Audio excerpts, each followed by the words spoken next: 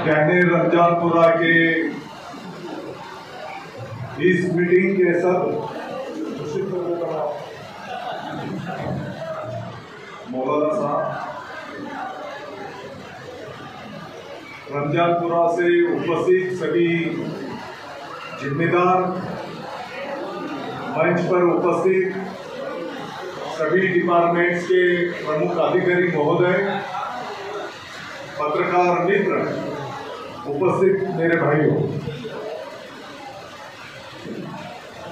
सबसे पहले तो मैं आपको बता दूं, आज ये मीटिंग बहुत छोटे हॉल में अपनी हो रही है। अगले साल की जब अपनी मीटिंग होगी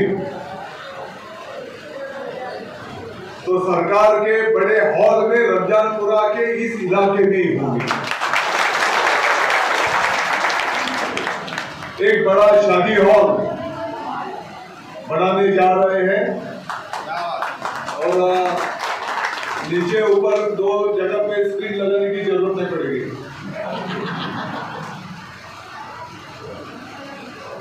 मीटिंग शुरू करते ही मैं आपको ये भी आश्वस्त करता हूं, मालेगांव की तमाम आवाम के आशीर्वाद से, भगवान ऊपर वाले के आशीर्वाद से अपने मालेगांव को जो औदा मिला है, मैं आपको आश्वस्त करता हूं 2023-2024 ये वर्ष मालेगांव के विकास के इतिहास में सुवर्ण अक्षर से लिखा जाएगा। आप देख रहे होंगे रमजानपुरा से लेकर हमारा मालेगांव बदल रहा है कि नहीं बदल रहा है? तालियां बजाकर बोलना चाहिए बदल रहा है कि नहीं। और आप चिंता मत कीजिए,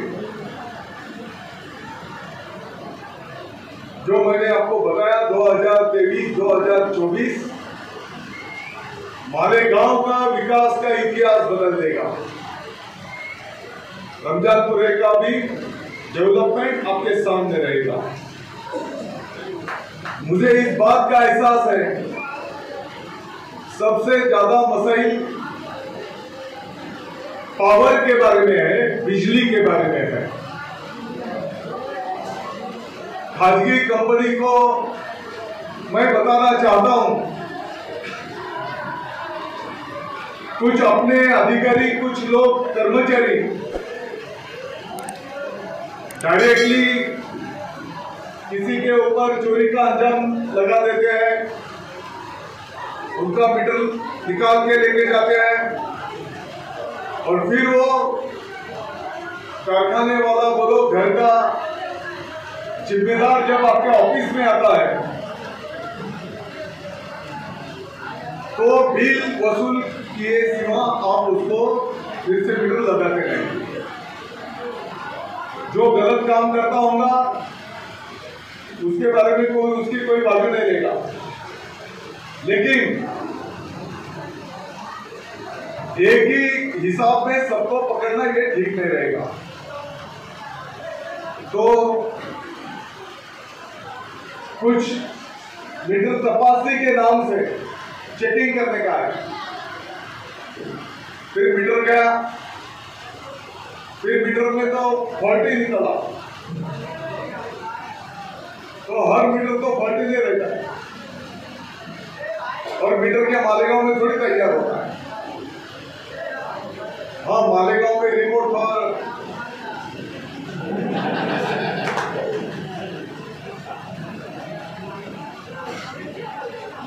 तो मैं आपको बताना चाहता हूं, चर्चा करके कौन सी भी मसाइल का हल निकल सकता है।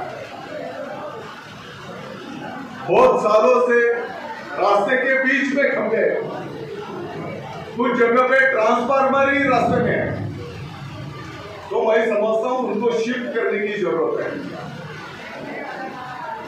और आपकी कंपनी के ऊपर कुछ आपने जो करारनामा किया है वो करारनामे के मुताबिक इस डेवलपमेंट के ऊपर भी आपको खर्चा करना है। तो ये सब होते हुए यानी रमजानपुरा की अभी बिजली की मांग भी बढ़ते जा रही है। ठीक है, आज तो थोड़ा मंदा चल रहा है, लेकिन नए कारखाने भी लग रहे हैं। एक रोजी रोटी का साधन जब कोई नया कारखाना लगता है तो मैं समझता हूँ 5-50-100 लोगों को रोजी रोटी का एक चांस वहां पे मिलता है। और छत्रपति शिवाजी महाराज की भी यही शिकवत है, क्या लोगों को उनकी रोजी रोटी का प्रबंध होना चाहिए, घर का चूल्हा जलना चाहिए। तो सब स्टेशन का काम कहाँ तक आएगा?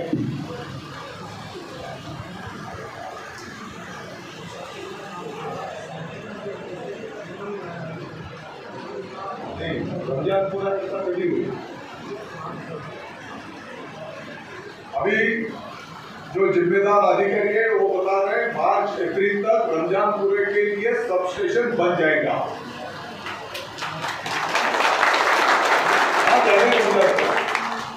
तो जो भी लोगों को मीटर देने की जरूरत है तो मैं समझता हूँ जल्द से जल्द लोगों को मीटर मिलना चाहिए। ऐसी मेरी सूचना यहाँ पर रहेगी। कारपोरेशन के माध्यम से आयुक्त महोदय ने अभी बताया कि जो पीले लाइट है तो वो वाइट लग जाएंगे, बरोबर ना? पांढरे लाइट लागते पवार आले का पांढरे लाइट किती दिवसात लागते? रात्री नाही, कधी लागतील लाइट? ईद के पहले लग जाएंगे। चलो तालियां बजाओ। अभी गणेश उत्सव और ईद ये पवित्र सन आ रहे हैं, तो मेरी कारपोरेशन से गुजारिश रहेगी साफ सफाई का भी काम ये त्योहार के पहले हो जाना चाहिए। पूरे मालेगांव शहर के लिए बोल रहा हूँ मैं सिर्फ मैंने बता बात नहीं कर रहा। तो जो भी जिम्मेदार अधिकारी है वो इसकी कार्यवाही करेंगे। कुछ आपके तरफ से जो सुझाव आए हैं, पावरलूम कामगार बुनकर इनको गवर्नमेंट की तरफ से कुछ सुविधा और मदद मिलनी चाहिए। मैं आपको आश्वस्त करता हूं, जैसे भिवंडी है, इचलकरंजी है, अपना मालेगांव है, यहाँ का एक शिष्टमंडल मुख्यमंत्री महोदय से भेंट करा देने की जिम्मेदारी मेरी रहेगी, क्योंकि ये इंडस्ट्री बहुत ज्यादा लोगों को रोजी रोटी काम देने की ये इंडस्ट्री है। तो आपकी जो भी प्रतिनिधि शिष्टमंडल रहेगा तो उनका मीटिंग करा देने की जिम्मेदारी मेरी वहां पर रहेगी, ये भी मैं आपको आश्वस्त करता हूं। रमजानपुरा के कुछ अभी जैसे इलाका बढ़ रहा है तो वहां पर पीने के पानी, गटर और रास्ते के बारे में बहुत सारे सुझाव हैं। मैं आपको यही एक वाक्य में बता दूं, आपको पता होगा, आप में से भी कुछ लोग जब मुख्यमंत्री महोदय मालेगांव को उनका पहला महाराष्ट्र व्यापी दौरा मालेगांव से शुरू हुआ था और उस दौरे में मालेगांव के कुछ मसाइल हमने उनके सामने रखे थे और उसमें की एक मांग आपकी थी क्या पूरे शहर के पीने के पानी के लिए और ड्रेनेज के लिए अमृत योजना के माध्यम से फंड मिलना चाहिए। अमृत योजना बोले तो कारपोरेशन 33%, राज्य सरकार 33% और केंद्र सरकार 33%। मुझे आपको बताते हुए आनंद है, महाराष्ट्र सरकार ने मालेगांव की मांग मान्य करते हुए केंद्र सरकार को भेज दी। केंद्र सरकार ने भी मालेगांव के काम को मान्यता दे दी। सिर्फ मान्यता नहीं मिली तो इसका टेंडर भी हो चुका है और मैं समझता हूँ एक आने वाले महीने के अंदर मालेगांव के पूरे शहर के लिए 500 करोड़ रुपए का अंडरग्राउंड ड्रेनेज का काम शुरू हो जाएगा। अंडरग्राउंड ड्रेनेज का काम की वजह से मैं समझता हूं लगभग 1-1.5 साल लगेगा काम पूरा होने के लिए, लेकिन रोक रही जो गंदगी है वो दूर होने में बहुत अपने को आसानी होगी, ऐसा मैं समझता हूं। पीने के पानी के लिए वही अमृत योजना के माध्यम से 150 करोड़ रुपया कॉर्पोरेशन, राज्य सरकार और केंद्र सरकार ये तीनों मिला के 150 करोड़ रुपए का भी मान्यता अपने को मिल गया है। मैं समझता हूँ 1 महीना 1.5 महीना उसको टेंडर प्रोसेस के लिए लगेगा और शायद नया साल शुरू होने के पहले पीने के पानी के जहाँ पर भी जरूरत है नई लाइन बिछाने की होगी या पुरानी लाइन छोटी पड़ रही वहां पर नई लाइन डालनी चाहिए। इसके लिए 150 करोड़ का काम शुरू हो जाएगा, ये भी मैं आपको आश्वस्त करना चाहता हूँ।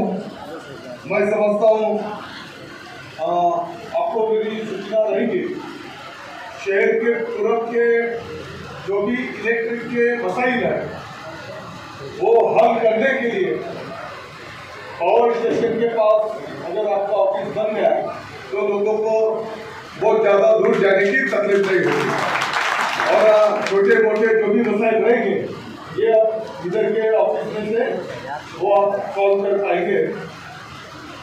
मुझे अगर पूछेंगे तो हर प्रभाग वाइज ऑफिस होना चाहिए, कौन सी भी हो और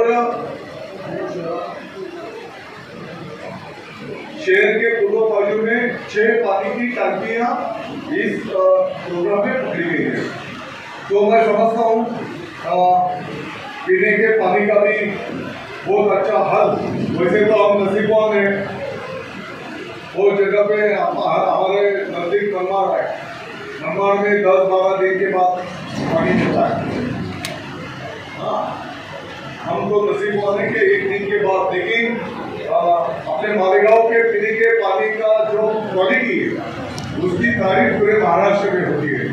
तो मैं समझता हूँ आपको पता होगा पिछली टर्म को और शायद 100 एकड़ जमीन लेकर मालेगांव का जो तालाब था उसका कैपेसिटी बढ़ाने का काम पिछले टर्म को हम सब ने मिलकर पूरा किया है। तो अभी भगवान ऊपर वाले ने भी थोड़ा आशीर्वाद दिया है तो थोड़ा बारिश भी अच्छा हो रहा है। नहीं तो पिछले हफ्ते को हमको सबको टेंशन था पीने के पानी का प्रबंध कैसा कर पाएंगे, जानवर को चारा कैसे मिलेगा, लोगों को काम कैसे मिलेगा, इसके बारे में हम सब टेंशन में थे। आज भी अगर बारिश थोड़ा बहुत हो रहा है लेकिन किसानों का तो नुकसान बहुत ज़्यादा हो चुका है। तो किसान के पीछे भी सरकार बहुत गंभीरता के साथ खड़ी रहेगी और किसान का जो भी नुकसान बारिश की वजह से हुआ है उसके लिए मुआवजा देने का काम किसान को सरकार की तरफ से किया जाएगा, ये भी मैं आपको बताना चाहता हूँ। अभी पुलिस स्टेशन के बारे में मैं समझता हूँ रमजानपुरा का जो पुलिस स्टेशन यहाँ से बहुत लंबा है, तो कुसुम्बा रास्ते को लगकर जो दामोदर घाटे के सामने जो जगह निश्चित की गई है वहां पर बहुत जल्द नए पुलिस स्टेशन के इमारत का भूमि पूजन हम सब मिलकर करेंगे और वहां पर एक अच्छा पुलिस स्टेशन बनाने का काम वहां पर किया जाएगा। अभी एसपी साहब ने आप सबको बताया क्या थोड़ा स्टाफ की कमी है, वो क्या मालेगांव में ही कमी है, ऐसी कुछ बात नहीं है, पूरे महाराष्ट्र में स्टाफ की कमी है और बहुत जल्द सरकार हर डिपार्टमेंट का स्टाफ भरने का काम शुरू हो चुका है। तो मैं समझता हूँ अभी जो 50 कर्मचारी मालेगांव के लिए ज्यादा मिले हैं उसमें से 30 कर्मचारी रमजानपुरे को देने का ऐलान एसपी साहब ने कर दिया है, क्योंकि पिछले कुछ दिनों में जो घटना जो हादसे हुए मैं समझता हूँ कुछ कुत्ता गोली खाने वाले या कोई रॉबरी चोरी करने वाले, कुछ व्यापारी लोगों को, कुछ रास्ते से चलने वाले लोगों को कटर लगा दे रहा है, मोबाइल छीन रहा है, उसके खिस्से में से पैसे निकाल रहा है। तो इसकी बहुत गंभीरता से नोट मैंने भी ली है और प्रशासन को भी इसके बहुत गंभीरता से नोट लेने को बोला है। मैं समझता हूँ आने वाले दिनों में अगर ये रॉबरी चोरी करने वाले अगर उसका क्रिमिनल रिकॉर्ड होगा तो उसके ऊपर कठोर कार्रवाई करने के निर्देश भी डिपार्टमेंट को दिए गए ताकि एक शांति का माहौल पूरे मालेगांव और अपने पूरे तालुका में, पूरे नासिक डिस्ट्रिक्ट में रहना चाहिए। इसके लिए मैं समझता हूँ हम सब मिलकर जो भी गलत काम करेगा तो उसको पुलिस स्टेशन में तकरार देकर उसके ऊपर कार्रवाई की जाएंगी। इतना ही मैं आप सबको बोलना चाहता हूँ। मैं समझता हूँ जो भी निवेदन आपकी और मैं इस वजह से बोल रहा हूँ क्या आने वाले 1 साल के बाद अक्टूबर 24 में और जनता दरबार में हमको जाना है ना, नहीं वोट मांगने के लिए जाने का है। तो 2024 अक्टूबर में जब चुनाव होंगे और वोट मांगने के लिए जब आएंगे तो मैं आपको विश्वास देना चाहता हूं जो डेवलपमेंट हमारी छोटे बच्चे होंगे, हमारी माँ बहनें होंगी, हमारे सभी भाई होंगे, जो कारोबारी होंगे, उनके मसाइल कम से कम 75% हल हुए होंगे जब भी वोट मांगने के लिए आए। और वो काम के बलबूते के ऊपर वो काम के आशीर्वाद लेने को जनता जनार्दन के दरबार में जाएंगे। इकडे काही पत्रकार मित्र पण बसलेले आहेत। मैं राजकारण नहीं करना चाहता और ये राजकारण का प्लेटफॉर्म नहीं है, फिर भी कुछ लोग हर हफ्ते को, हर 2 दिन के बाद कुछ सोशल मीडिया में कुछ पत्रकार परिषद लेते रहते हैं, कुछ लोग हर हफ्ते को पत्रकार परिषद देते हैं और फिर पालक मंत्री, ये सरकार ऐसा बोलते रहते हैं। मैं उनको जवाब नहीं देता। वो कुछ भी नया मुद्दा लेके आते हैं, राई का पहाड़ बना देते हैं। कुछ लोगों को पहले हमारा पीने के पानी का जो ग्लास था वो एम्प्टी था, रिकामा था। अभी उसमें आधा ग्लास पानी का भर गया, बरोबर। यानी 50% तो भी डेवलपमेंट हो गई, उनको वो दिखाई नहीं देता। उनको वो रिकामा जो है 50% वो सिर्फ दिखता है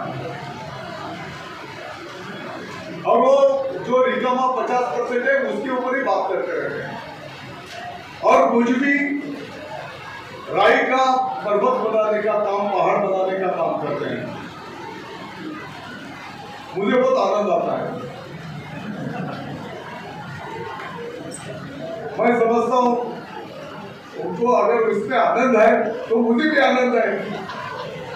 मुझे दुख होने की क्या जरूरत है, क्योंकि हम सबको सिर्फ भगवान और ऊपर वाले से डरने की जरूरत है।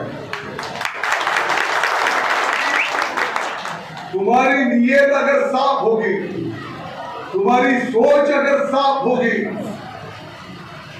तो किसको कितना भी चिल्लाने दो, कोई भी अफवाह फैलाने दो, उससे फर्क नहीं पड़ता।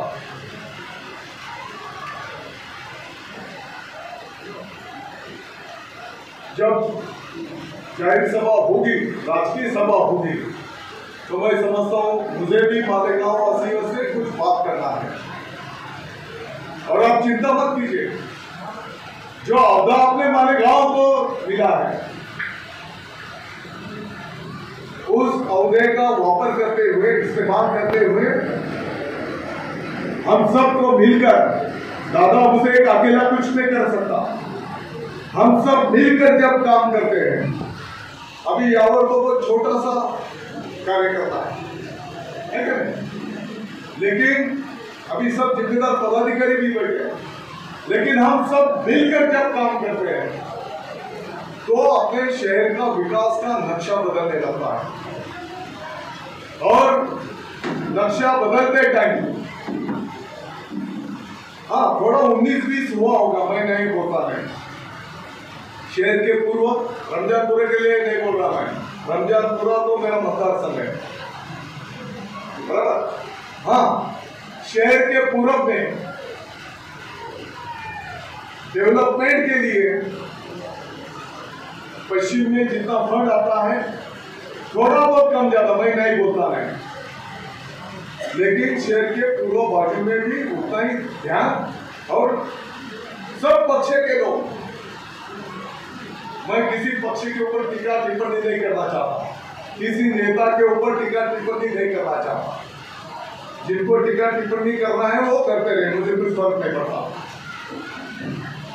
तो हम सब मिलकर, मैं समझता हूं हमारे मालेगांव की तरक्की कैसे होगी, इसके बारे में हम सबको सोचना चाहिए। और आप चिंता मत कीजिए, मैं फिर एक बार आपका आभार व्यक्त करते हुए आपको आश्वस्त करता हूं, 2023-2024 ये वर्ष मालेगांव के विकास के इतिहास में सुवर्णाक्षर से लिखा जाएगा।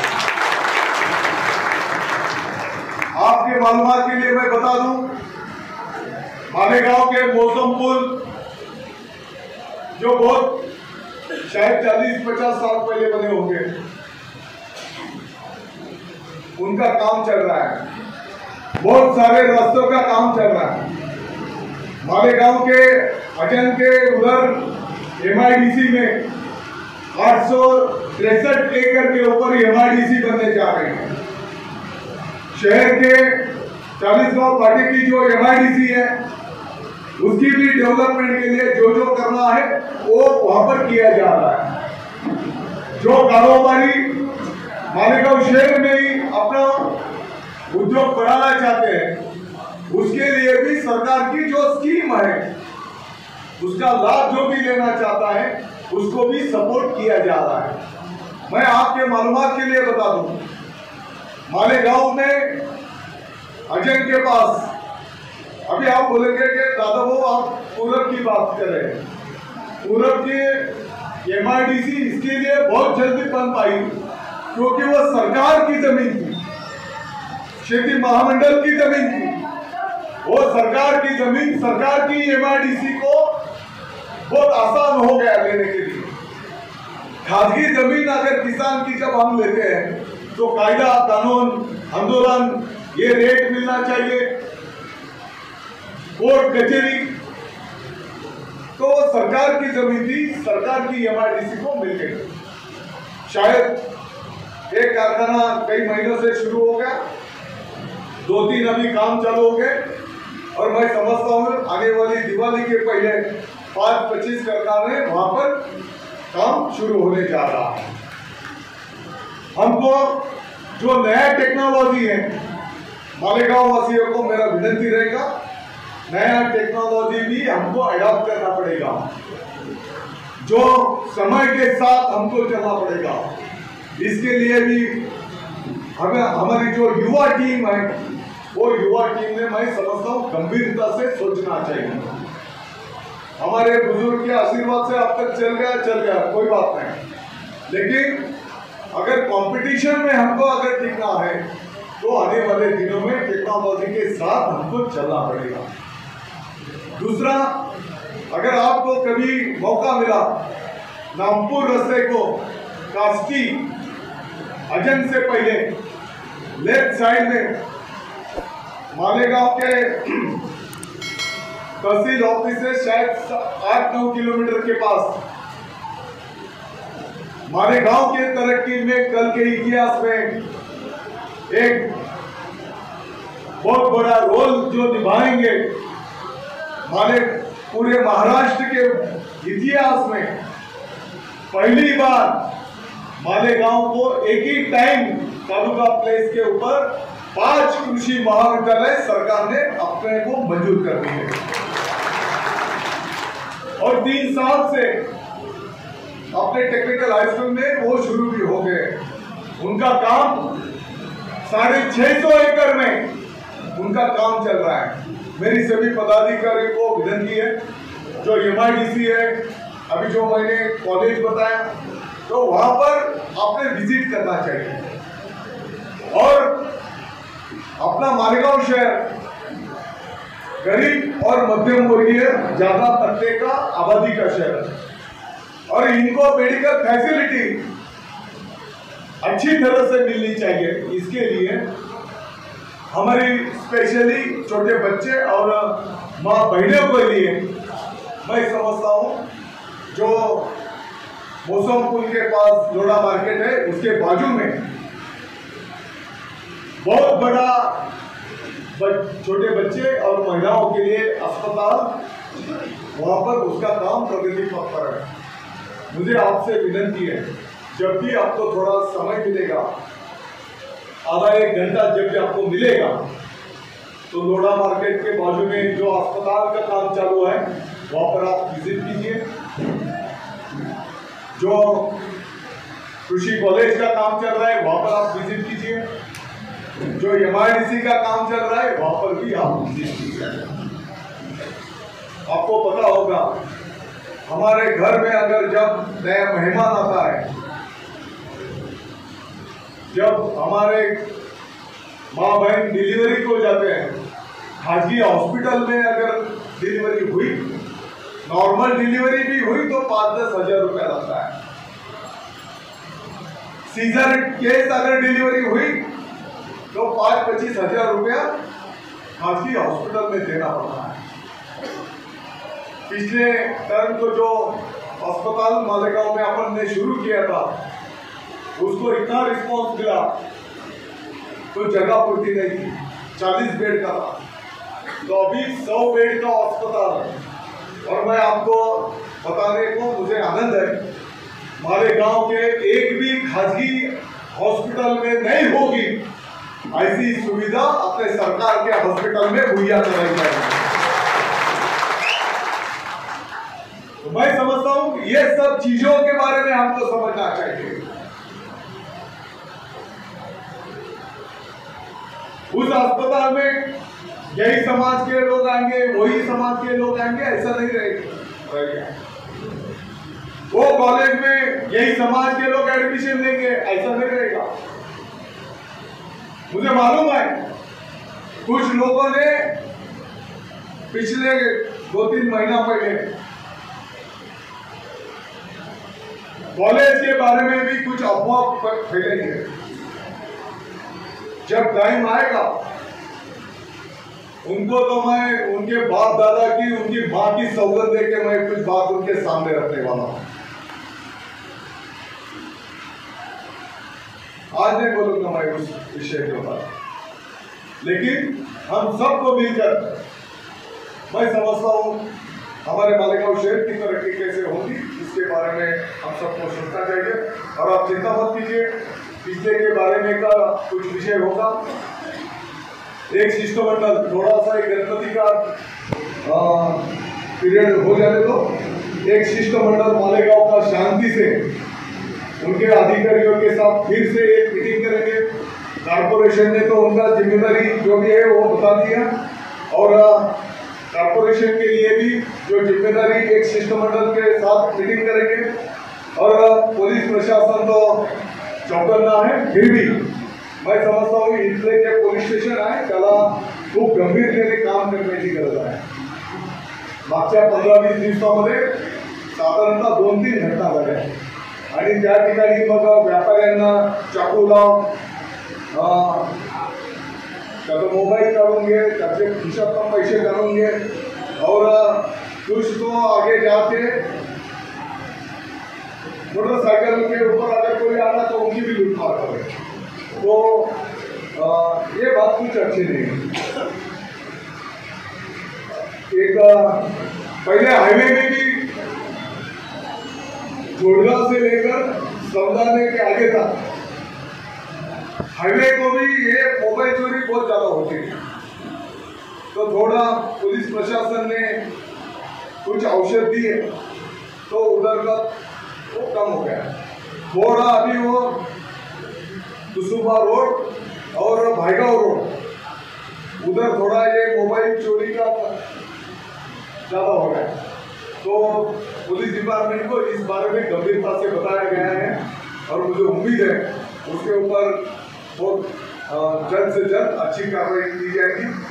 फिर एक बार मैं आपको आश्वस्त करता हूँ, आप बिल्कुल चिंता मत कीजिए। हम सब मिलकर साथ में काम करेंगे और मसाइल हल करने का काम करेंगे। आप सबका शुक्रिया। जय हिंद, जय भारत।